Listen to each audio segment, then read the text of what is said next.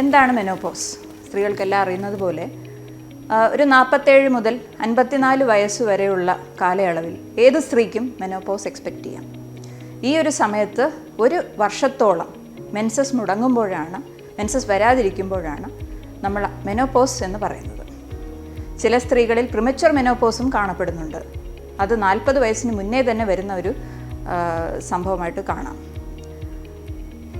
അപ്പോൾ ഈ menopause normal ആണെങ്കിലും പോസ്റ്റ് മെനോപോസൽ ബ്ലീഡിങ് അഥവാ ഈ ഒരു വർഷം മെൻസസ് വരാതെ നിന്ന് അതിനുശേഷം വരുന്ന ബ്ലീഡിങ് നമ്മൾ എങ്ങനെയാണ് നോക്കിക്കാണേണ്ടത്?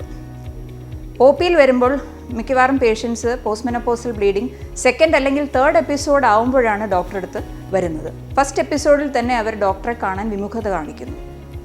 അതുകൊണ്ടാണ് ഞാൻ ഈ ഒരു ടോപ്പിക്കിനെ കുറിച്ച് സംസാരിക്കാൻ തീരുമാനിച്ചത്. പോസ്റ്റ് മെനോപോസൽ ബ്ലീഡിങ് എന്ന് പറയുമ്പോൾ അതിൽ 60 മുതൽ 80% വരെ അട്രോഫിക് എൻഡോമെട്രൈറ്റിസ് കൊണ്ടുവരാം. അതൊരു ബിനൈൻ കണ്ടീഷനാണ്, പേടിക്കേണ്ടതൊന്നുമില്ല. ഹോർമോണുകളുടെ അഭാവം കൊണ്ടുവരുന്ന ഒരു കണ്ടീഷനാണ്. പക്ഷേ അതേസമയം മറ്റു കാരണങ്ങൾ എന്താണെന്ന് വെച്ചാൽ ഗർഭാശയത്തിനുള്ളിലുള്ള പോളിപ്പുകൾ, ഗർഭാശയ മുഖം അതായത് സെർവിക്സിൽ വരാവുന്ന പോളിപ്പുകൾ, ഇൻഫെക്ഷൻസ് എന്നിവയാണ്. ഭയപ്പെടേണ്ട ഒരു 10% കേസുകളിൽ ഇത് ക്യാൻസറുമാകാം, ക്യാൻസറിൻ്റെ രോഗലക്ഷണമാകാം. ക്യാൻസർ എന്ന് പറയുമ്പോൾ അത് സെർവൈക്കൽ ക്യാൻസർ ആവാം, യൂട്രസിനകത്തുള്ള യൂട്രൈൻ ക്യാൻസർ ആകാം, റെയർലി ഈവൻ ഒവേറിയൻ ക്യാൻസറിൻ്റെ ഒരു രോഗലക്ഷണമായിട്ടും പോസ്റ്റ് മെനോപോസൽ ബ്ലീഡിങ് കാണപ്പെടുന്നുണ്ട്. അപ്പോൾ ഈ ഒരു 10% കേസുകൾ നേരത്തെ തന്നെ പിക്ക് ചെയ്യണമെങ്കിൽ രോഗി പോസ്റ്റ് മെനോപോസൽ ബ്ലീഡിങ് ഉണ്ടായിക്കഴിഞ്ഞ ആദ്യത്തെ എപ്പിസോഡിൽ തന്നെ ഡോക്ടറെ സമീപിച്ചാൽ വളരെ ഉത്തമമായിരിക്കും. അപ്പോൾ ഈ ബ്ലീഡിങ് വരുന്ന പേഷ്യൻ്റ് ഡോക്ടറെ അടുത്ത് സമീപിക്കുമ്പോൾ എന്തൊക്കെയാണ് പ്രതീക്ഷിക്കേണ്ടത്? ഡോക്ടർ ആദ്യം തന്നെ നിങ്ങളുടെ പ്രോപ്പർ ഒരു ഹിസ്റ്ററി എടുക്കും. ആ ഹിസ്റ്ററി എന്ന് പറയുമ്പോൾ ബ്ലീഡിങ് മാത്രം പ്രശ്നമാകണമെന്നില്ല. ഈവൻ ഒരു ഡിസ്ചാർജ്, ഒരു പഴുപ്പ്, ഒരു മ്യൂക്കോയിഡ് ഡിസ്ചാർജ് എന്ന് പറയുന്നത്, അതായത് കൊഴുപ്പ് കലർന്ന ബ്ലഡ് കണ്ടാൽ പോലും ഡോക്ടറെ കാണേണ്ടതുണ്ട്. ആദ്യം തന്നെ ഹിസ്റ്ററി എടുത്ത് ഡോക്ടർ നിങ്ങളെ പരിശോധിക്കുന്നു. പരിശോധിക്കുമ്പോൾ നമ്മൾ ആദ്യം സെർവിക്സ് നോക്കുന്നു. സെർവിക്സിൽ നിന്നൊരു പാപ്സ്മിയർ ടെസ്റ്റ് എടുക്കണം. പാപ്സ്മിയർ ടെസ്റ്റ് എന്തിനാണെന്ന് വെച്ചാൽ സെർവൈക്കൽ ക്യാൻസറിൻ്റെ സ്ക്രീനിങ് ടെസ്റ്റാണ്. അതെല്ലാ സ്ത്രീകളും 30 മുതൽ 65 വയസ്സ് വരെയുള്ള സ്ത്രീകൾ 3 വർഷം കൂടുമ്പോൾ എടുക്കേണ്ട ടെസ്റ്റാണ്. പാപ്സ്മിയറിന് ശേഷം ഒരു ട്രാൻസ് വെജൈനൽ സ്കാൻ, ഉള്ളു പരിശോധിച്ച് ഒരു ട്രാൻസ് വെജൈനൽ സ്കാനും കൂടെ ചെയ്യേണ്ടതുണ്ട്.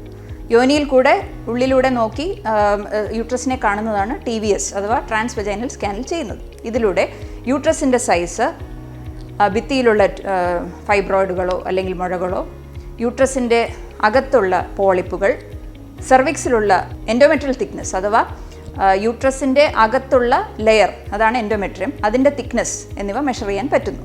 നോർമലി മെനോപോസൽ വുമൺ ഒരു 4 മില്ലിമീറ്റർ തിക്നെസ് മാത്രമേ എൻഡോമെട്രിയത്തിൽ കാണാവൂ. അതിൽ കുറഞ്ഞിരുന്നാൽ നല്ലത്. പക്ഷേ ഒരു 7-8 മില്ലിമീറ്റർ അല്ലെങ്കിൽ 4-ൽ കൂടുതൽ ഏത് സംഖ്യയാണെങ്കിലും നമുക്ക് അതിൽ നിന്നും ഒരു ബയോപ്സി എടുത്ത് പരിശോധനയ്ക്ക് വിധേയമാക്കേണ്ടതുണ്ട്.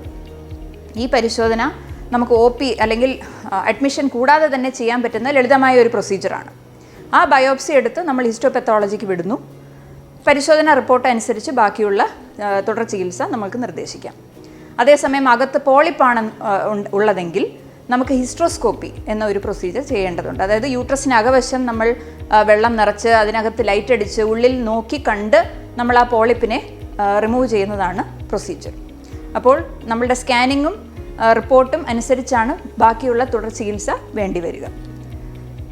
ഇനി അഥവാ നിർഭാഗ്യവശാൽ നമുക്ക് ക്യാൻസറാണ് ആ ഒരു റിപ്പോർട്ടിൽ ഹിസ്റ്റോപത്തോളജിയിൽ പറയുന്നതെങ്കിൽ ഗൈനക് ഓങ്കോളജി വിഭാഗത്തിൻ്റെ ഒരു അസിസ്റ്റൻസോടുകൂടി നമുക്ക് ഫർദർ MRI അല്ലെങ്കിൽ മറ്റ് ഇൻവെസ്റ്റിഗേഷൻസും കൂടെ ചെയ്ത് അവരെ സർജറിക്ക് വിധേയമാക്കേണ്ടതുണ്ട്.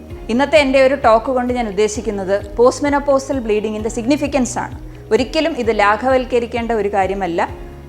രോഗി എത്രയും പെട്ടെന്ന് ഡോക്ടറെ സമീപിച്ച് വ്യക്തമായ ടെസ്റ്റുകളും എടുത്ത് ചികിത്സ ഉറപ്പുവരുത്തേണ്ടതുണ്ട്. നന്ദി, നമസ്കാരം.